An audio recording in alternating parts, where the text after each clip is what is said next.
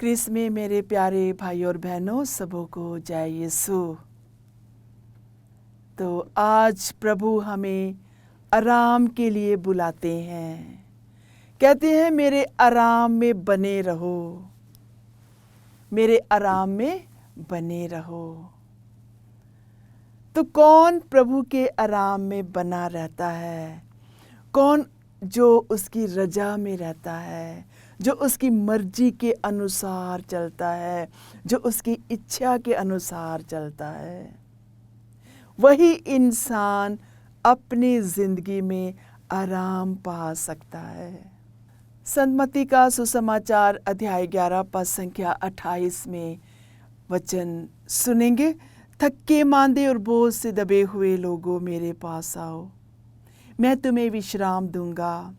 मेरा जुआ अपने ऊपर ले लो और मुझसे सीखो, मैं स्वभाव से नम्र और विनीत हूँ। इस तरह तुम अपनी आत्मा के लिए शांति पाओगे, क्योंकि मेरा जुआ सहज है और मेरा बोझ हल्का।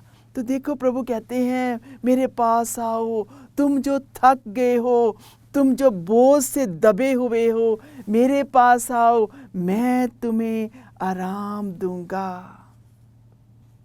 जैसे मैं प्रचार कर रही थी, लोगों को बता रही थी, तो किसी ने हाथ उठाया, सिस्टर मेरी जिंदगी में आराम नहीं है।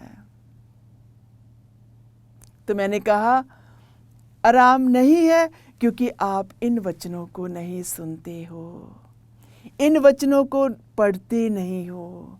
जब हम इन वचनों को पढ़ते हैं, प्रभु कहते हैं मेरे पास आओ, मैं तुम्हें आराम दूंगा, मैं स्वभाव से नम्र और विनीत हूँ। ये नम्रता वही लोग महसूस करते हैं जो उसके पास आते हैं। संत मरकुस का सुसमाचार अध्याय 1 पद संख्या 40 में हम पढ़ते हैं। एक कोढ़ी ईसा के पास आया और घुटने टेक कर उनसे अनुनय विनय करते हुए बोला, आप चाहें तो मुझे शुद्ध कर सकते हो। कहते हैं आप चाहें। उसने अपनी मर्जी को प्रभु की मर्जी पर छोड़ दिया। ईसा को तरस आया, उन्होंने हाथ बढ़ाकर ये कहते हुए उसका स्पर्श किया, मैं यही चाहता हूँ, शुद्ध हो जाओ। देखो, प्रभु को तरस आया। क्यों तरस आया? क्योंकि उसने कहा प्रभु अगर तू चाहता है तो मुझे चंगा कर। उसी क्षण उसका कोढ़ दूर हुआ और वे शुद्ध हो गया। ये वचन हमें याद दिलाता है कि हम अपनी मर्जी पर नहीं किंतु प्रभु की मर्जी पर चलें। जब हम प्रभु की मर्जी पर चलते हैं तो हमारी जिंदगी में आराम मिलता है। यहाँ पे 2 चीज़ों का वर्णन है, एक है आध्यात्मिक शक्ति, एक है आध्यात्मिक चंगाई।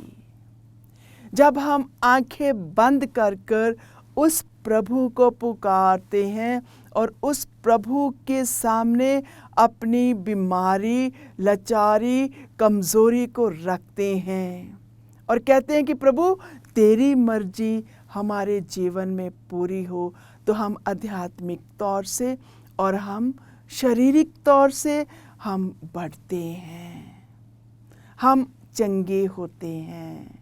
तो आओ आज हम इस कोढ़ी के समान प्रभु के पास जाएं और उसका आराम पाएं और उस प्रभु से कहें, प्रभु मेरी मर्जी नहीं किंतु तेरी मर्जी मेरे जीवन में पूरी हो। मैं बीमार हूँ, परेशान हूँ, मुसीबत से घिरा हुआ हूँ, मेरा कोई भी साथी नहीं है, कोई मुझे प्यार नहीं करता है, किंतु मैं जानता हूँ तू मेरे साथ है। और कौन सी अवस्थाएं हैं जहाँ पे हम आराम नहीं पाते हैं? जब हम अपनी मर्जी पर चलते हैं और प्रभु की मर्जी को छोड़ देते हैं तो हमारे जीवन में हलचल होती है। पुराने नियम में अगर हम देखेंगे, जोना नबी का ग्रंथ, जोना ईश्वर का भक्त था। जोना एक नबी था। ईश्वर ने जोना से कहा, जोना जाओ, मेरे लोग पाप में फंसे हुए हैं, निनवे में जाओ और उन लोगों को मेरी ओर वापस लाओ। उन्हें कहो अपने पापों से पश्चाताप करो, नहीं तो निनवे तबाह हो जाएगा। और योना ने क्या किया? योना ने प्रभु की आज्ञा को नहीं माना। वो प्रभु की इच्छा पर नहीं चला। इसलिए उसके जीवन में तूफान आए, आंधियां आई, परेशानियां आई। लोगों ने उसे जहाज से नीचे फेंक दिया। जब नाव समुद्र में चल रही थी, वहाँ पे हलचल हुई, तूफान आए, अंधेरियां आई और वहाँ पे एक चिट्ठी डाली गई, जिसका नाम निकलेगा वो दोषी है, उसे पानी में फेंक दिया जाएगा। और जोना को पानी में फेंक दिया गया और एक बड़ी मछली ने उसे निगल लिया और वो 3 दिन मछली के पेट में रहा और प्रार्थना करता रहा और प्रभु ने उस पर दया की और वो मछली ने उसे निगल दिया। और तब उसने जाकर प्रभु की आज्ञा का पालन किया और निनवे के लोगों को पश्चाताप करने के लिए बुलावा दिया। यहाँ हम देखते हैं जब वो अपनी इच्छा पर चला, अपनी मर्जी पर चला, उसके जीवन में हलचल हुई, उसके जीवन में आराम नहीं मिला। किंतु जब वो प्रभु की इच्छा पर चला तो उसके जीवन में आराम आया। मेरे प्यारे भाइयों और बहनों, आज मैं आपसे यही कहना चाहती हूँ, आओ हम अपने आप को प्रभु के हाथों में समर्पण करें, वे हमें आराम देगा। हम वचन सुनते हैं उत्पत्ति का ग्रंथ अध्याय 2 पद संख्या 2 से 3। 7वें दिन ईश्वर का किया हुआ कार्य समाप्त हुआ। उसने अपना समस्त कार्य समाप्त कर 7वें दिन विश्राम किया। प्रभु ने भी विश्राम किया और प्रभु हमें भी कहते हैं विश्राम करो, मेरे आराम में बने रहो। कहते हैं कि 6 दिन तुम मेहनत मजदूरी करो, किंतु 7वां दिन मेरे लिए रखो। ईश्वर ने 7वें दिन को आशीर्वाद दिया और उसे पवित्र माना, क्योंकि उस दिन उसने सृष्टि का समस्त कार्य समाप्त कर विश्राम किया। तो यहाँ पे प्रभु हमें फिर से याद दिलाते हैं कि अगर तुम आराम चाहते हो अपनी ज़िंदगी में, जिस तरह ईश्वर ने आराम किया, हम भी अपनी ज़िंदगी में आराम करें। ईसाया का ग्रंथ अध्याय 58 पद संख्या 13 में लिखा है, यदि तुम विश्राम दिवस का नियम भंग करना छोड़ दोगे और उस पावन दिवस को कारबार नहीं करोगे, यदि तुम उसे आनंद का दिन, प्रभु को अर्पित तथा प्रिय दिवस समझोगे, यदि उसके आदर में यात्रा पर नहीं जाओगे, अपना कारोबार नहीं करोगे और निर्थक बातें नहीं करोगे, तो तुम्हें प्रभु का आनंद प्राप्त होगा। तो यहाँ पे प्रभु हमें सांत्वना देते हुए कहते हैं कि जिस तरह मैंने आराम किया है, तुम भी साबत के दिन आराम करो। तो कौन आराम पा सकता है? जो प्रभु के नियमों पर चलता है। और यहाँ पे प्रभु का नियम क्या है कि 7वां दिन पवित्र रखो, गिरजाघर में जाओ, वचन सुनो और मेरी आज्ञाओं का पालन करो। जब हम चर्च में जाते हैं 7वां दिन, तो हमारे दिमाग को आराम मिलता है। 6 दिन हम मेहनत मजदूरी करते हैं, काम काज करते हैं, स्कूल में जाते हैं, कॉलेज में जाते हैं, किंतु जब हम 7वें दिन प्रभु को वो दिन समर्पण करते हैं, तो हमारे जीवन में आराम मिलता है। तो आओ हम उस आराम को पाने के लिए इन नियमों का पालन करें। पाप की हालत में भी ईश्वर पिता हमारा ध्यान रखता है। वे हमारी रूह को आराम देता है। संत जौहन का सुसमाचार अध्याय 4 में जब हम पढ़ते हैं, वहाँ पे सामरी स्त्री का वर्णन किया गया है। उसके जीवन में आराम नहीं था, क्योंकि उसके जीवन में पाप था। वे पाप पर पाप करती हुई आ रही थी और वो मन ही मन में आराम चाहती थी, किंतु उसे पता नहीं था कि किस तरह उसे आराम मिलेगा। अचानक वो कुएं पर जाती है जल भरने के लिए और वहाँ पर यीशु मिलता है। जब यीशु मिलता है तो यीशु उसे आराम देना चाहता है। प्रभु उससे बातचीत करता है और उस बातचीत में वे उससे जल मांगता है। कहता है मुझे प्यास लगी है, पानी दो। तो वो सामरी स्त्री प्रभु को पानी दिए बिना और बातें करती है, क्योंकि उसका मन परेशान है, क्योंकि उसका मन दुखों से भरा हुआ है। और वहाँ पर यीशु आते हैं इस सामरी स्त्री को ढूंढने के लिए, इससे बातें करने के लिए। प्रभु हमारे पापों को नहीं देखते हैं, प्रभु हम पर ध्यान देते हैं। प्रभु चाहते हैं कि हम पाप से दूर रहें। वे अपने हाथों को फैलाते हुए अपनी ओर खींचते हैं और धीरे धीरे जब बातचीत होती है तो प्रभु का प्यार सामरी स्त्री के हृदय में उड़ेल दिया जाता है और जब उस प्यार को पाती है तो वे बदल जाती है। तो ये है प्रभु का प्यार, ये है प्रभु का आराम। प्रभु हमें ढूंढता है, हमारी पाप की अवस्था में भी वे हमारे साथ साथ चलता है। आओ हम अपने जीवन को प्रभु के सामने समर्पण करें। हम देखते हैं संत लूकस का सुसमाचार अध्याय 15 में किस तरह उड़ाऊ पुत्र की ओर प्रभु ध्यान देता है। उसने अपने पिता की जायदाद, सब धन दौलत को उजाड़ दिया, रंगरलियों में फंस गया, अपने पिता से दूर हुआ। किंतु जब उसको होश आती है, वे पिता के पास जाता है।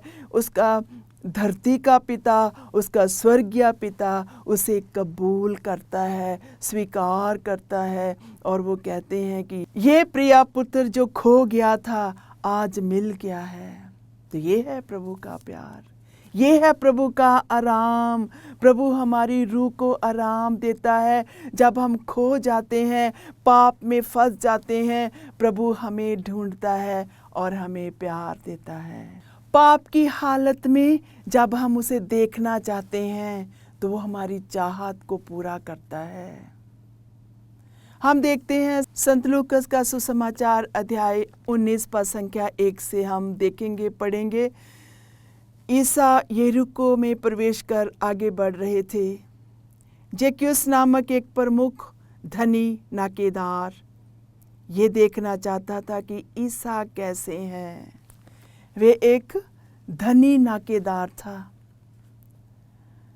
किंतु फिर भी उसके मन में यीशु को देखने की इच्छा होती है। वे छोटे कद का था। वे आगे दौड़कर ईसा को देखने के लिए गुलर के पेड़ पर चढ़ गया, क्योंकि वह उसी रास्ते से आने वाला था। जब ईसा उस जगह पहुंचे तो उन्होंने आंखें ऊपर उठाकर जक्कैयुस से कहा, जक्कैयुस जल्दी नीचे आओ, क्योंकि आज मुझे तुम्हारे यहाँ ठहरना है। उसने तुरंत उतरकर आनंद के साथ अपने यहाँ ईसा का स्वागत किया। इस पर सब लोग ये देखते हुए भुनभुनाते रहे, ये एक पापी के यहाँ ठहरने गए हैं। जक्कैयुस ने दृढ़ता से प्रभु से कहा, प्रभु देखिए, मैं अपनी आधी संपत्ति गरीबों को दूंगा और मैं जिन लोगों के साथ किसी बात से बेईमानी की है उन्हें उनका चौगुना लौटा दूंगा। ईसा ने उससे कहा, आज इस घर में मुक्ति का आगमन हुआ है, क्योंकि ये भी इब्राहिम का बेटा है जो खो गया था। मानव पुत्र उसी को खोजने और बचाने आया है। प्रभु रूह को सुकून देते हैं। जब हम बेईमान होते हैं, जब हमारी बेईमानी के कारण हम दूसरों को दुख संकट देते हैं, उनकी जायदाद को हड़प लेते हैं, लोगों के हक मारते हैं, फिर भी अगर हम उस प्रभु को देखने की चाहत रखते हैं तो प्रभु हमेशा हमारी उस चाहत को पूरा करता है। तो मेरे प्यारे भाइयों और बहनों, प्रभु ढूंढने के लिए आया, प्रभु हमें बचाने के लिए आया। आओ हम उसके आराम को ढूंढते रहें।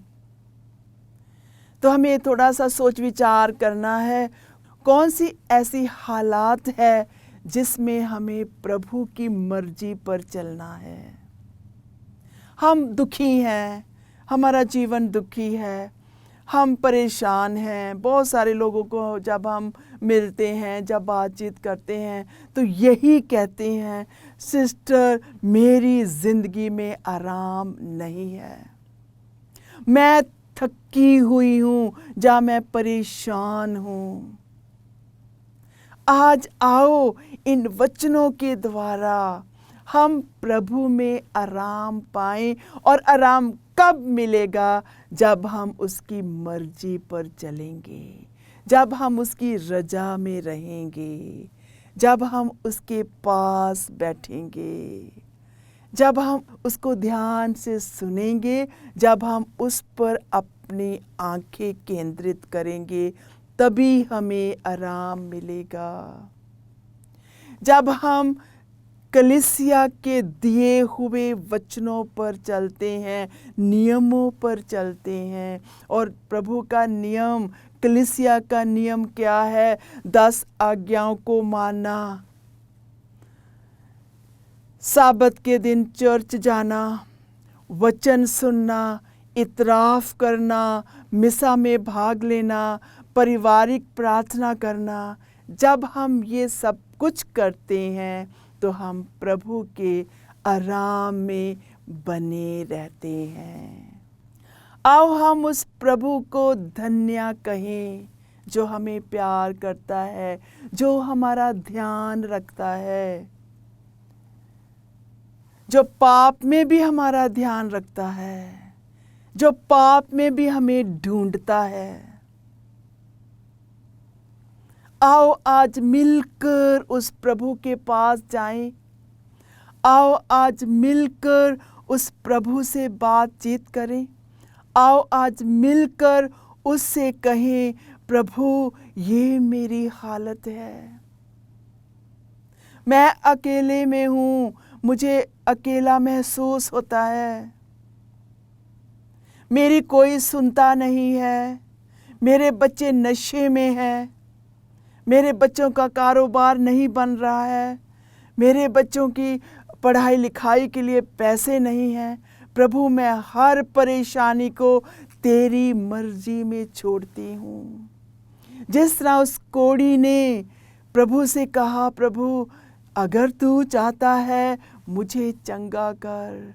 प्रभु को तरस आया, हे प्रभु आज हमारे परिवार पर तरस खा, ताकि हम तेरे तरस में बने रहें। प्रभु ने बीमारों पर तरस खाया, अंधों पर तरस खाया, प्रभु ने भूखों पर तरस खाया। प्रभु जो भी प्रभु के पास आए, प्रभु ने उन पर तरस किया, और तरस करके प्रभु ने उनकी आत्मा को आराम दिया। आज प्रभु हमें आराम देना चाहते हैं। इन वचनों में हम बने रहें। बोझ से दबे हुए लोगों, मेरे पास आओ, मैं तुम्हें आराम दूंगा। आओ हम प्रार्थना करें। हे पिता ईश्वर, तू हमें प्यार करता है। हर हालत में हम पर तरस खाता है। आज हम अपने परिवार को, परिवार के हर रुके काम को, परिवार में हर बीमारी को तेरे हाथों में समर्पण करते हैं। तेरी इच्छा के अनुसार हम प्रार्थना करते हैं, हम पर दया कर प्रभु। हम तेरे प्रेम में बने रहें, तेरे आराम में बने रहें और हमेशा तेरे प्रेम में सुकून पाते रहें। ये प्रार्थना करते हैं प्रभु यीशु के नाम से, आमीन।